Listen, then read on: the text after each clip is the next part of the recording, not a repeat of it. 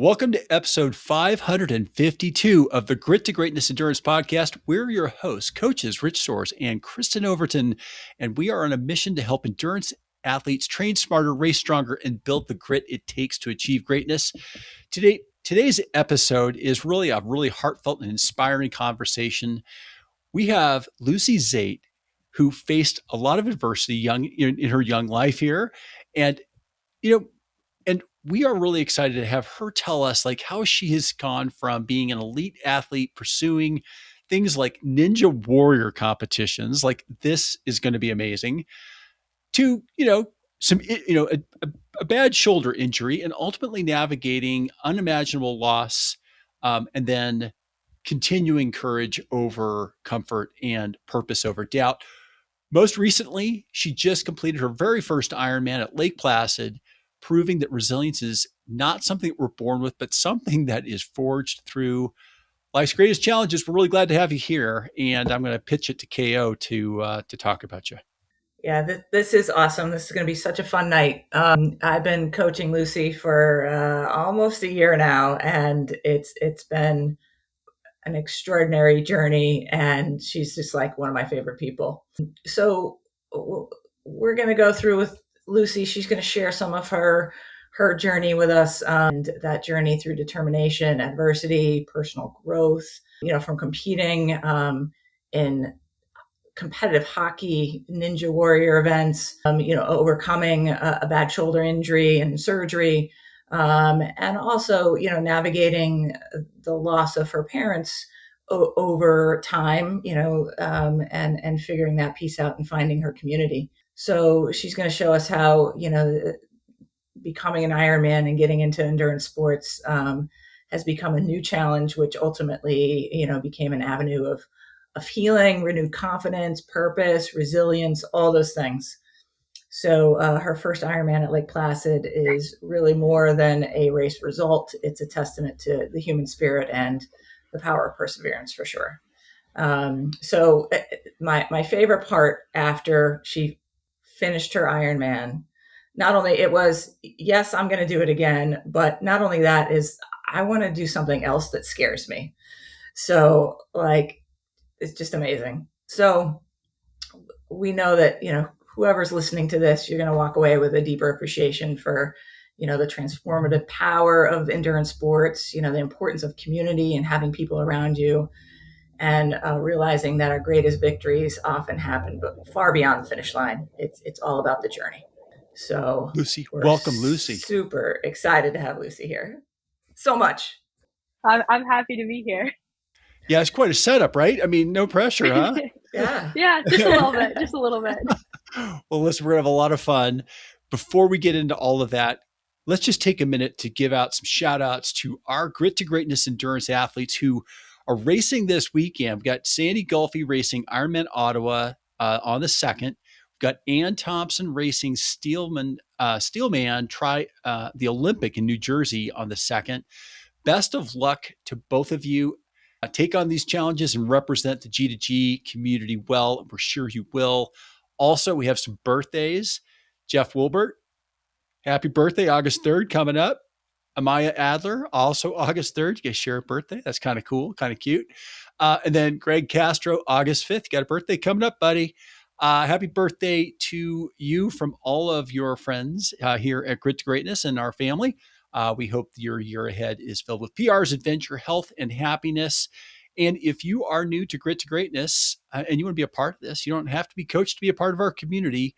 If you're looking for support, inspiration, and a group of athletes who truly understand what it takes to balance life, work, and endurance sport, and you are looking for some personal transformation, we'd love to meet you. Just come out and check us out. The link to our website is here in the show notes. And just listen to some of the testimonials of some of the athletes and some of their journeys and transformations. So, Coach KO, back to you. Awesome. Well, it's time to get started. I think Lucy already got kind of this crazy big introduction. I won't dwell on that. We'll kind of get into it. However, before we start riddling you with questions, we like to start any new guest off with a little warm up question or a game, so to speak. So we like to play two truths and a lie. So basically, you have to come up with three things about yourself. Two of them are true, and one of them is a lie. So a little bit challenging because I know you so well, but I have faith that you've come up with something to try to stump me. Yeah, I had to think a little bit about it, but I'm not gonna lie, Rich, you might need to answer first because there is a chance Coach KO might know a couple of these over here. But I love that. Yeah, let's do that for sure. Yeah. All right, so my first one is I have a fish named the Edmund Fitzgerald, but we call him Eddie. Fish named Eddie. Yes. A fish named Eddie. Okay. Fish named Okay. Eddie. Yes. I am the designated plant sitter while people are on vacation, or I cook more food for fruit flies than I cook dinner for myself. Okay. All right. I am going to go. Had to stump you over here. This is great. Fish named Eddie. Second one again was I am the designated plant sitter while people are on vacation. Yep. And then the third was the cooking food for fruit flies more often than I cook dinner. Then you cook for yourself. Okay. All right. Yeah, and you're up there in Vermont, huh? Yes. So here's what I'm going to do. I'm going to go with the fish named Eddie and the feeding the fruit flies are the truths, and the designated plant sitter is the lie because you maybe don't have a green thumb at all. Okay. I even put in some rationale too. I like that. Yeah, rationale. That was good. Yeah. So I know that number 3 in the feeding the fruit flies is true. Not only does she feed them, but she bonks them on the head. This is getting more and more research interesting. Things. Every second. It gets crazy. Yeah. I've never heard about Eddie. So I sort of feel like that might be the case, but I don't know. I just can picture this fishbowl in the corner of your room. Well, I'm looking for plants in the background. I don't see plants in the background either. I don't know. And you're at school and you're there all the time, and so people are away, and maybe I don't know. I think Eddie's a lie. Well, Eddie is true. He's actually sitting on my desk right here. I have Eddie. We named him in honor of the Edmund Fitzgerald. We have 3 snails as well. We have one named Cheeto because he's orange. We have one named Otto, short for Otto von Bismarck. And we have another one who we recently got, who we have actually not named yet. So if you have any name suggestions, I'd be happy to take some. The fruit flies, I concuss fruit flies for research. I look at traumatic brain injuries and how they affect the brain chemistry and biology. So I do that by concussing fruit flies and dissecting their brain, which is as pretty much ridiculous as it sounds, but it's a super cool experience. And I am actually terrible with plants. None of the plants in my room are real. So even if you did see, I have Lego plants in my room, actually. I have managed to kill cactuses, trees, you name it. So I don't do anything with plants. I would not touch them. I lost my plant privileges a while ago. Rich, you nailed it. You totally nailed it. I'm that was a phenomenal job. I'm impressed. Yeah, very impressed. No, that was a total guess. But thank you for the great, colorful background on all of that. That was fantastic. I love the. I'm going to save my maple syrup questions and Luna Bar questions for later. But that was a lot of fun. Good. It was great to get to know that. Concussing fruit flies. We had a team call one night and we had a 10-minute conversation on this, and all of us were just like jaw down laughing. It was amazing. Well, if it makes you feel better, I put them under anesthesia before I concuss them, and I have to concuss them individually by putting them in something called a fly collar, which holds them up just by the base of their head so they can breathe and are still comfortable.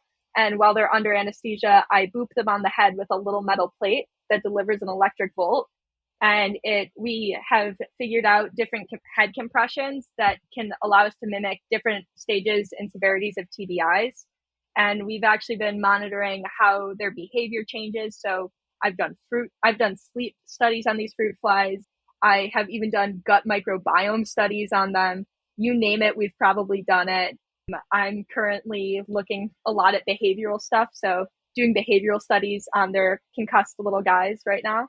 And yeah, it's really cool, but we get to look at their brains under basically a fancy microscope and see how they change once they have received a TBI. Kale, I don't know about you, but I'm thinking like there's going to be like a whole nother like episode that we're going to invite Lucy back to that is going to be called like, on the fly, and we're just going to just spiff on, Absolutely. and the fun Absolutely. segment is going to be a buzz. So we're going to have some fun. All right. We are. Oh That was man. great. All right. Yeah. So I guess who asked the first question? Is this me? Am I the first question Yeah. today? I am. Go Okay. for it. All right. So let's find out who this competitor is behind the Ironman. Lucy, before we talk about Ironman Lake Placid, let's talk about you and as an athlete growing up. What sports and activities first captured your attention? Well, I was, for most of my life, I was a competitive hockey player. I started playing hockey when I was in about second grade, like first or second grade. I was fortunate enough to win a national championship. I have been able to play at all different levels, at all different arenas across the country and even in other countries. And was such a massive part of my life, from being the only woman on men's teams to being the second girl to ever play for Team Michigan, to playing with all girls and then helping coach future generations. But then I also, I know you kind of hinted to this, I competed nationally and internationally on American Ninja Warrior. I was on the show at one point, and I competed national and world championships, which was kind of a fun little side quest of mine, and definitely always a fun adventure. Wow. So like, did you like do gymnastics or like, No, so no, just hockey, just. I I actually got into ninja at a friend's birthday party because he had a American Ninja Warrior themed birthday party at a ninja gym in Michigan. And while I was there, I was kind of just monkeying around because I always loved climbing trees as a kid and doing just, I don't know, I was always the kind of kid to go do adventurous stuff. And I was kind of asked, "Hey, you should come try out for our competition team." And I was like, "Oh, okay." And I was more excited because they had monkey bars and cool things to climb on, so I thought that was pretty cool. And then I ended up competing and not really knowing what I was doing. And then eventually, I kid you not, pretty much less than a year later than that, I was on the kid show.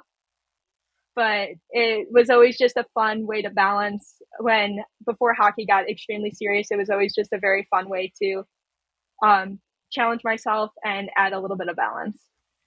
How old were you when you started that?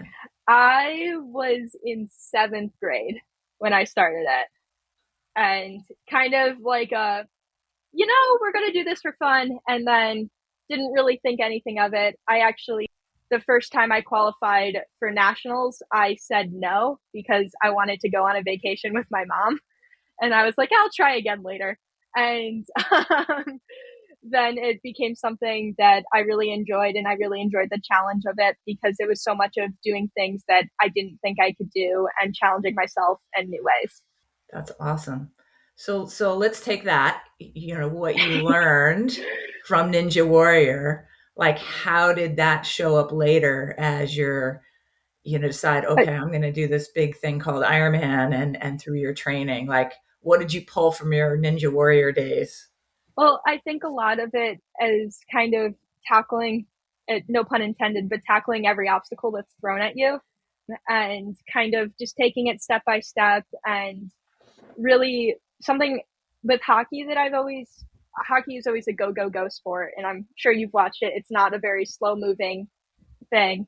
But when it came to ninja, it was about taking that extra beat and thinking through what you're going to do, how you're going to tackle this obstacle. And I know for me, during the Ironman, even there was moments where I was like, crap, what do I do? And I stopped for a second. I took a beat, thought about what I was going to do, and then figured out that challenge along the way. And it helped me in the long run. But definitely kind of just taking every obstacle as they come. It's kind of how life works too, right? Yeah. I heard KO mention at the beginning, you had a shoulder injury, which gave you kind of an unexpected turn. What did you like? Tell us about that experience, and how did that, you know, start a reinvention into a new challenge? Well, I got a shoulder injury during a competition, and I completely tore I had a 360 tear of my labrum, and I tore the part of my shoulder that goes to my bicep. So I actually had at one point some nerve damage where I couldn't like fully open and close my hands at some points, and I couldn't even like lift my arm up to like nose level. And it was kind of a scary moment of crap, am I about to lose a bunch of mobility in my arm? But then after having shoulder surgery and kind of that whole process of rehab and figuring that out, it became hockey wasn't something, because obviously I couldn't get hit to the same degree. And similarly, although in theory I could compete with Ninja more, it's kind of a bit of a gamble of if I were to try to do that, I could risk injuring it again, which of course is suboptimal and is not something that I would really want to do again. I don't recommend it, but Never a fun thing to do something like no, that. That's for sure. no. Don't recommend it. So, as you're kind of going through that, you're like, oh, I have this shoulder injury now. I really can't play hockey. I really can't do ninja. Like, how did this like kind of teach you to adapt and then decide, okay, what do I want to do now? I want to do something. Yeah. It kind of, there was a few moments where it was definitely frustrating because unlike, I'm sure you've probably seen some video on social media of someone with like a torn ACL with crutches where you can still do arm workouts and things like that. With a shoulder, you can't really, because you can't do leg workouts because you can't brace the same way and allow yourself that same mobility, because you basically have this giant pillow attached to you at all times. And you can't really, you're kind of just stuck. Imagine hugging like a body pillow with half your body and it's strapped to you. So it's not really the most convenient for moving around always, but it kind of was really, I was actually really uncertain in that moment of how am I going to do this? What are sports going to look like? Because sports have always been such a massive part of my life. And I'll probably talk later about this, but it was always a massive connection point for my mom and I. And it was a very scary thing of what do I do now? And I thought about it for a little bit, and I kind of wanted to rewrite the way that I looked at myself as an athlete. I wanted to do something that scared me, as I had mentioned to coach, and the only logical thing was to go from being a sprint athlete to doing an Ironman, of course. And to me, it was about picking something that I didn't think in a million years I could do, and finding a way to not only do it, but to prove to myself that I could do it. And it was a really cool journey of, if you had told me probably in August of last year that I was biking more than 20 miles, I would have not really believed you. I would have been like, oh yeah, sure. Yeah, I would have done that. And then a little bit over 11 days ago today, or something like that. I can do math, I promise. I did 112 and then ran a marathon after. And that was actually my first marathon. And it was so many things that scared me. And it was such a process of, I can't do this. And then telling myself, yes, you can. And then working through the challenges that were thrown my way and continuing forward and seeing the growth throughout it. So great. You have been probably told you're mature beyond your years. A little bit. I think what you're experiencing is, boy, it's funny how, I think there's a lot of parallels between endurance sports and life. endurance sports challenges us and we overcome these obstacles that we think are just insurmountable.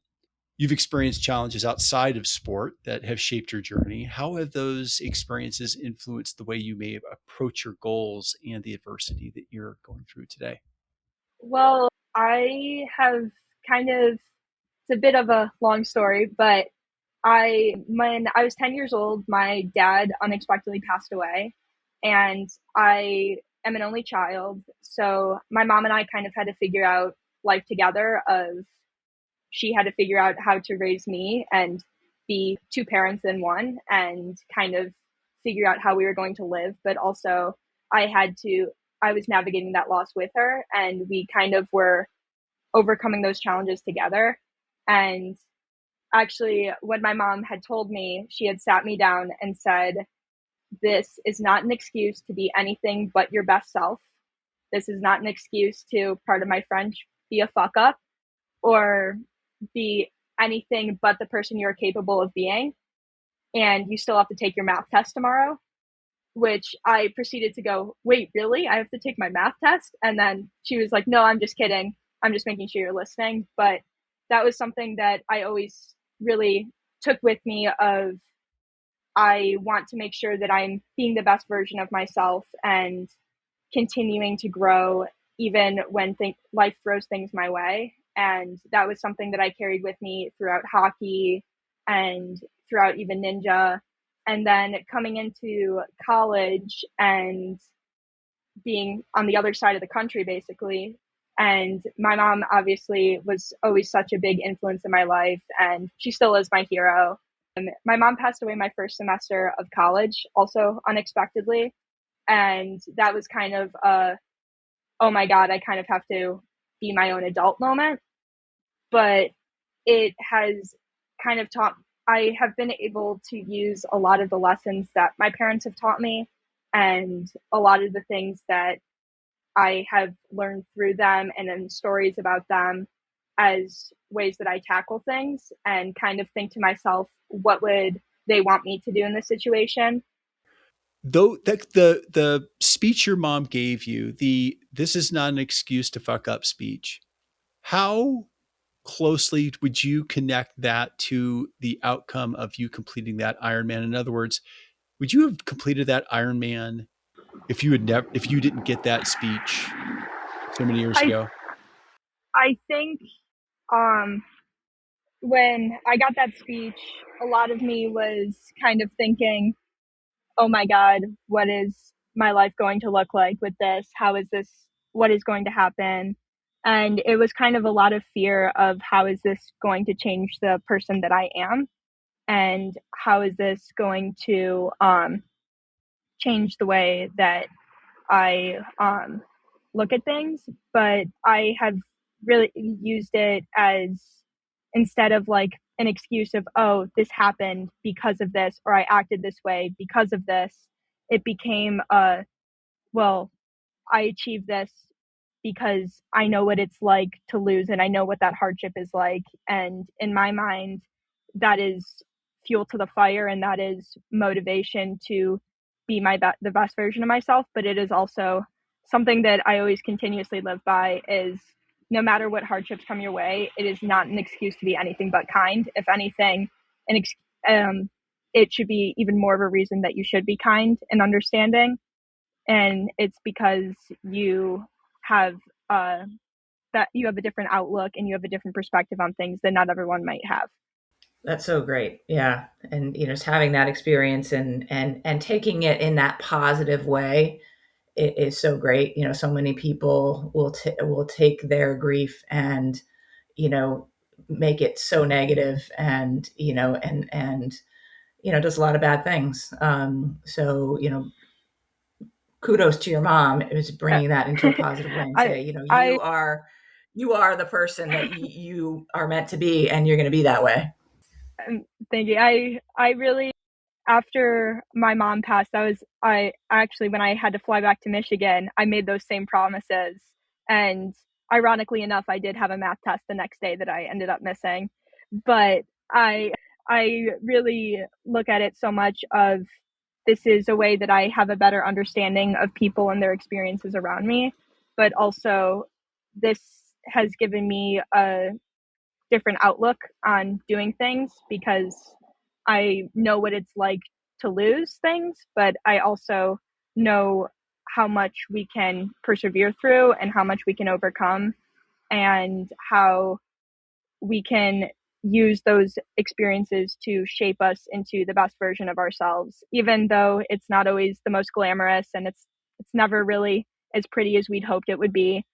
It's so much a part of transforming us and helping us become and grow into the person that we are. Beautiful. So, Wow. Obviously your mom was such a huge influence on your life. So, and she still is, right? So, but who are those people now that are with you now that have become your community, have become your family, friends, mentors, etc.? Like, who Well, are those people that are getting you through school and getting you through your Ironman and being your support system? how long do you have? I mean, I Well, listen, am. I know you have a posse because the amount of people I, that were at the Ironman race for you that were running around, and I it was amazing. I am beyond fortunate. I have such amazing friends, and I know that they're inevitably going to be listening to this podcast as well. But they are truly one of the most amazing things that has ever happened to me. I don't I cannot imagine life without them in it. They are my people. They get it. They've helped me through so much and they've helped me in so many ways that they don't even realize. And I've been so fortunate enough to have Team KO, and it's such an amazing group and they were so welcoming to me when I joined, but it has been great to have people to kind of look up to and who have been through this process before. And actually, I know Sandy's going to be racing this weekend. I was thinking of her advice during the swim, and I was thinking of Anna Marie's advice during the bike, and I was thinking of Coach La's advice during the swim as well with the 99 bottles of beer on the wall. And it's such a community, and I think it is such an important thing to realize how these successes come from so many people standing behind you to help you get to that point. It's not one person is just magically achieving things or magically reaching a goal. It's everyone who helped them get to that goal. It's the people who quite literally woke up at 5 in the morning to paddleboard next to me while I would go swimming because I was afraid of going open water swimming alone. It's the people who would, when you drive an hour in the wrong direction, come wait an extra hour before doing their bike so that you have someone to bike with. It's people who will bike next to you doing your long runs. It's the people who show up, but it's also the people who are there through the good, the bad, the ugly, and everything in between. And they're there to make you laugh every step of the way. It's awesome. And you know Such an what? important part. Yes, exactly. Laughing every step of the way, and this, the joy that this can give you. Let's fast forward to Lake Placid. Let's fast forward to the race itself. And we were just talking about race morning. How are you feeling standing there on the shore, knowing that you'd done all that preparation? What were the thoughts going through your head? It was, there was a lot of mixed feelings. There was holy crap, I'm here. And like, oh my God, this is actually happening. It was something that I've been talking about for a year, over a year at that point about doing, and I was actually doing it. And it's kind of a really cool moment of, if you told me a year ago I was biking 20 miles, let alone running a marathon, I wouldn't have believed you. And I'm standing about to do an Ironman, and that's crazy. But also, I know for me, it was kind of just like a really special moment of, not that I had a doubt about getting through, I can do hard things, but it was like you can do whatever you set your mind to, and you can do it scared, and you can do it unsure, and you can still make it through and achieve things that you never thought were once possible. And it was a super cool moment, and I even got to laugh during it because the team tent flew into the water, and it was a fun way to laugh and kind of it was really cool to be with Lindsay and Lauren and everybody at the starting line and kind of realize this is such a big community and there's so many people who are a part of this process, and it's so special to be able to get to share that moment with so many people who were all influential, whether it was just hearing updates over the phone or being there during training. And it was super, super cool. So as you're going through your Ironman, you're getting through your swim, you're getting through your bike, you're getting through the run, like, there's always highs and lows of the day, right? So tell us kind of your biggest high and your biggest low of the day, and whether or not that included maple syrup. Oh, well, every high includes maple syrup, of course.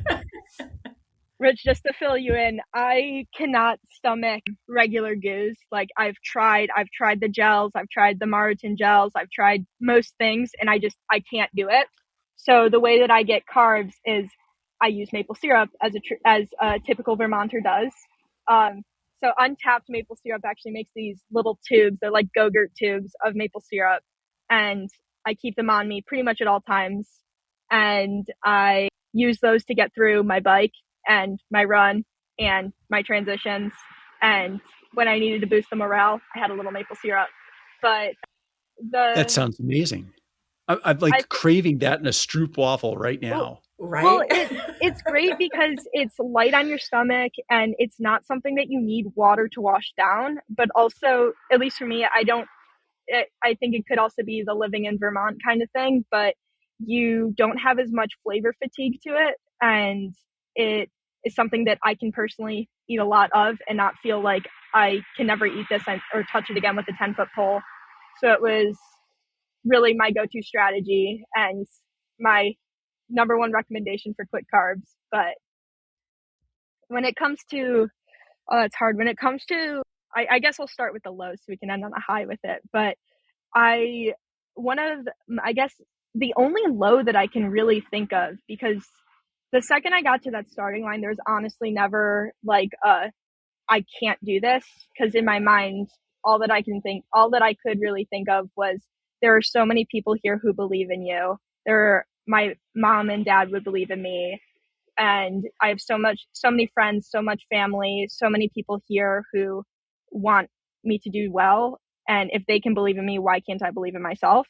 And after that moment, I was like, there was never really like I can't do this. And it was like, you're doing this. I don't care if you have to crawl. I don't care what you got to do. You're getting through this. And so I guess my biggest low would have been on the bike, actually.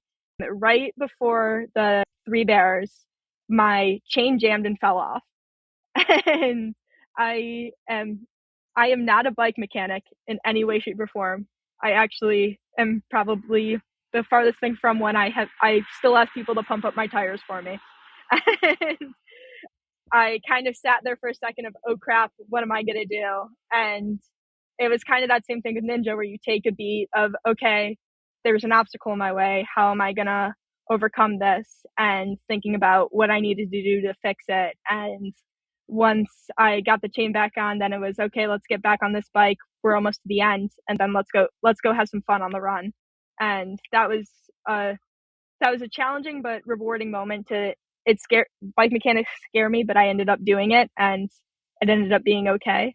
And it was not the end of my race. But, when it comes to a high, I think obviously the oval was absolutely magical, but really my biggest high was every time I would see my friends, because they had made signs. They were cheering for me. They were truly just like, every time I saw them, I couldn't help but smile, and they would make me laugh.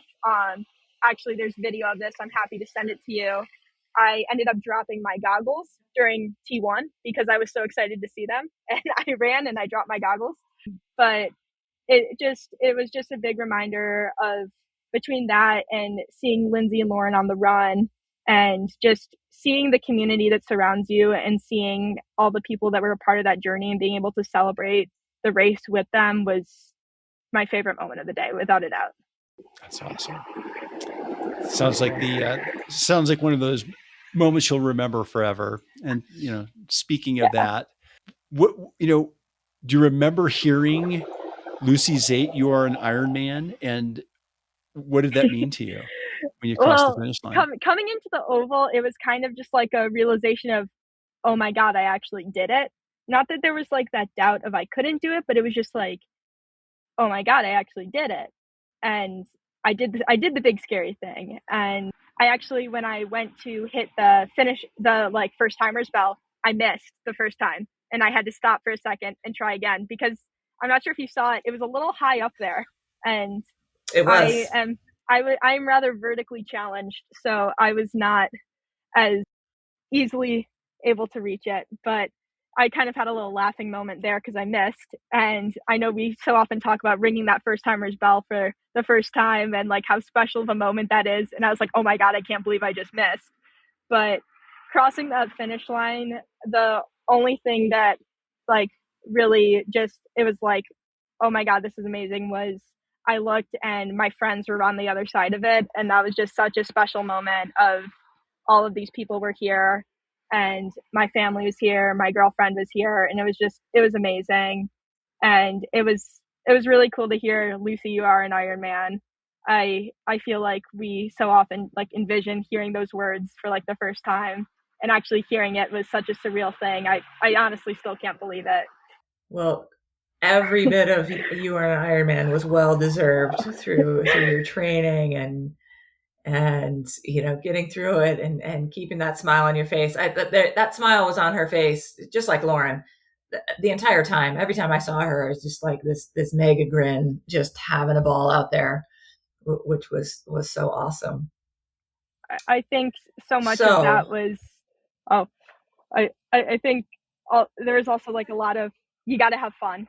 You got to have fun with it, and there's so much of it where it's like you're so serious. It's a race. You gotta lock in, and then it's like, wait, this is for fun. You're having fun. This is This is an experience that so little people get to say that they've had, and you're doing it. And it was kind of just like a oh my God, this is so cool. I'm actually doing it. And I felt like a little kid in a toy shop, like, oh my God, wow, look at everyone's bikes. This is awesome. And wow, look at everyone running. It's so pretty out. And it was awesome. definitely good advice. You just got to soak all that in because it's like, even though it's a long day, but it goes by like snap of your finger. And so you Yeah. just got to take it all in and keep that in. It's so great. So Ironman's done, at least this one.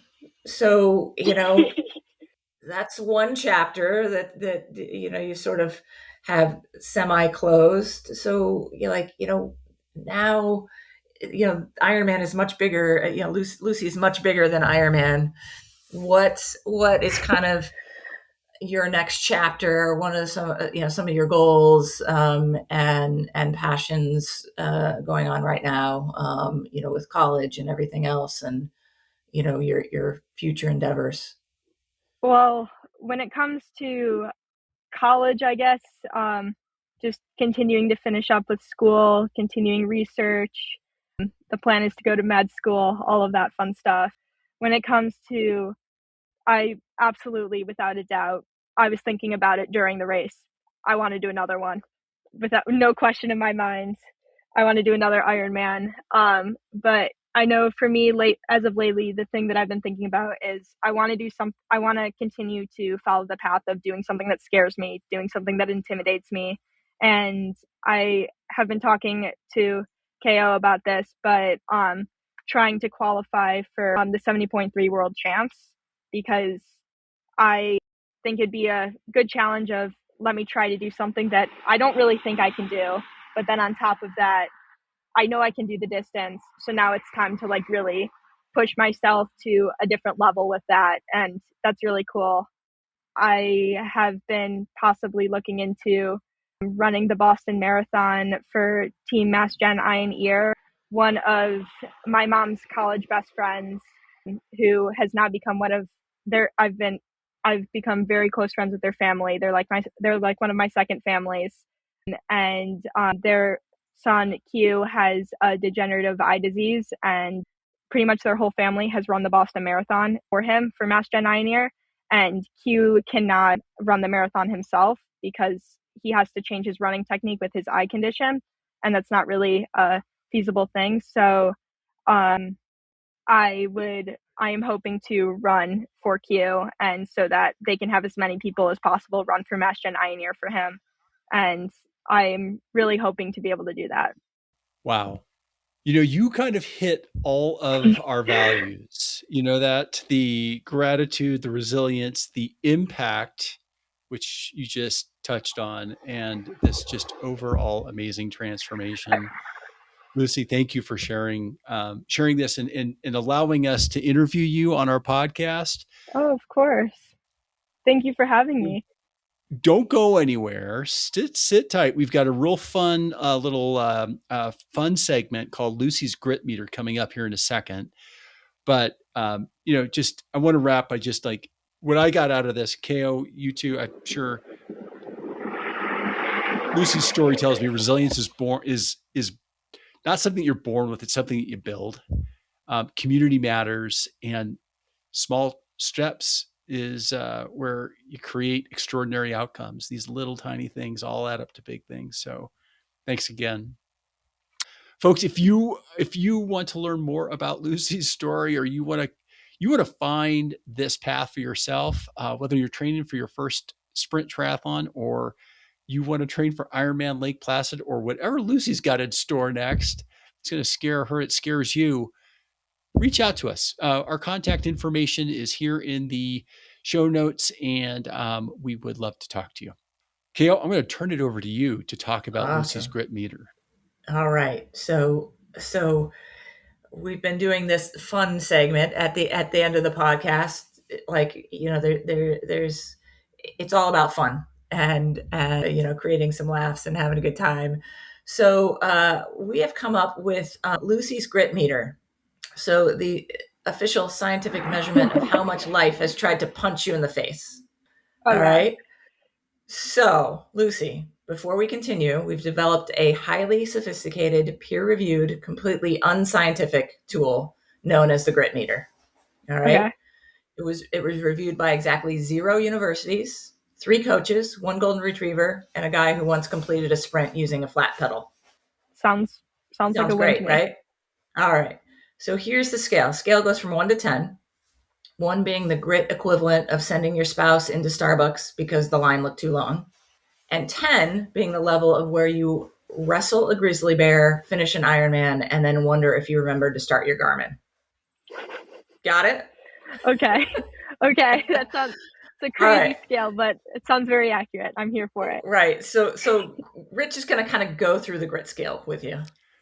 Let's just work off of that 1 to 10 range. You can be subjective. I mean, we had all sorts of, extra crazy, grit labels here, but in the interest of time, I want to get right into the fun stuff. So why don't we just get right into the very first one, KO, and I'll let you take it. Let's do it. Okay. All right. So first, Lucy, just give a score 1 to 10 on your grit scale. Learning to swim for long course triathlon. How gritty was willingly getting into a body of water where fish have home field advantage? I would say it's like closer to a 6 or a 7. I think. Don't make the joke. I know you're thinking it. I think, at least for me, I actually DNF'd my first long distance triathlon because I was kicked in the stomach during the swim, and getting back in the water after that for me was really challenging, and it's really intimidating being in the water, not even with the fish, but with all the people. And it's really scary to actually see the distance in front of you instead of like your watch buzzing after you've gone back and forth in the pool enough times. So I think it takes a lot more than people realize, and I think people don't give themselves enough credit for it. That is definitely. I'd almost put that grit scale up a little bit after your experience at Patriot. So yeah, just overcoming something like that's hard. Yeah. All right, early morning Ironman training. How gritty was setting the alarm with something that started with a 4? Well, my issue is I kind of love that. I love morning workouts. I kind of shifted my perspective with it, and something that helped me, because there were definitely, especially in the winter, there's some rough moments with that. And here in Vermont, when it's -13 out and you're like, the last thing I want to do is go walk to the athletic center when it's across campus. And I I kind of have looked at it and think about how many people are up at that hour, but then think about how lucky you are that you get to experience things that people who aren't awake don't get to experience. Like, you get to watch the sunrise, you get to maybe see people going, and like, I know I pass a bakery sometimes on my run. I see them making the bread, and that's really cool. Like, not everybody gets to see them doing that. And it's just like those little moments of gratitude I think are really helpful. But I'd give it, it's kind of hard because I like it, so I wouldn't say it's as gritty, but I think probably in like that 5 to 6 range of it definitely is challenging, but once you make it a part of your life, and once you make that first step to continue to implement it, it just becomes second nature. Fair. All right. Next one. Shoulder rehab. How gritty Oh was my spending God. months doing exercises that looked easy but hurt in places you didn't know existed? Oh my gosh. I'd give that, I'd give that like, I'd give that, see, now I want to move my swimming up because I think swimming deserves a lot more credit. But I gotta say, I think an 8 or a 9, because it was less of the physical part of it and more just the mentality of, my goal was to Yeah. be able to bend my elbow. My goal was to be able to, it took me over a month to be able to lift my arm above my head, let alone pick something up. And I remember they had, I used to call it the protractor of doom. They have this little protractor, and they're stretching out to see how far you can reach, like extension and flexion points. And every time I saw it, I would always want to be like, okay, just 5 more degrees, a little bit longer, a little bit longer. And it's so frustrating when you obviously just want it to get better, and it is completely out of your control because there's only so much rehab you can do. So I got to say, coming back from an injury is beyond challenging, but I think it helps you become definitely a lot mentally stronger as an athlete. I know what to get you for your birthday next year. Oh no. A goniometer, which is that little protractor Oh thing. no, no, no. I'm okay never seeing one of those again. I'm okay with that. That scares me. That's what scares me now. I'll do an Ironman, but not the Gotcha. protractor. That's so funny. uh, All right. So I'm so glad I get to ask you this. How gritty is it falling off obstacles repeatedly for a hobby? Yeah. Oh my God, it's kind of fun. Uh, because every time you fall, you get to learn, which is, and don't get me wrong, I would be lying if I said there wasn't a time, hypothetically, of course, on a certain show where we didn't all jump in the water after filming to cool off because it was hot outside. But it was, it's fun. And I feel like sometimes people forget that falling and failing is a part of that process and a part of that growth, and it helps you get stronger. But I see, I gotta give it like, if you're willing to get back up and get back into it, I got to give it like a 6. If you're, if you fall and you're done, I don't think that's very gritty. I think that's asking someone to get your Starbucks for you. But being Oh, I able love that. to yeah. get up and dust yourself off and go, I'm going to keep trying this, I'm going to learn, and I'm going to keep going, I think is a really, really awesome thing to do. Love that. All right. This has happened several times in your Oh no. training. How gritty was choosing not to become an indoor cyclist because riding outdoors in terrible weather seemed like a good idea? So I did a bike packing trip on my tri bike. And I biked through a rainstorm that I ended up getting a flat in. And I would say I would much rather do that than sit on the indoor bike trainer all day, every day. I it is so hard. And I think for me, being outside and being in nature is such a awesome thing. And yes, during the winter time, being on the calls with the team is awesome. And I wouldn't have it any other way, because I would rather train with them than by myself. And I'd rather have those awesome conversations, whether it's about TV shows or current life events or what Lindsay was getting for Mother's Day for her mom. But I think I gotta say, being an outdoor cyclist without a doubt is the way to go. No question in my mind. I don't think I could ever do it. Kudos to everyone who does like their 6+ hour bike. I did one 120-kilometer bike ride indoors, and I was okay never really doing that again. I remember so doing the a high, so it's towards the 10 to be on the trainer. Yeah, I would and rather maybe talk to a grizzly bear than do my race rehearsal just solely on a trainer. I don't know if I could do it, but agreed.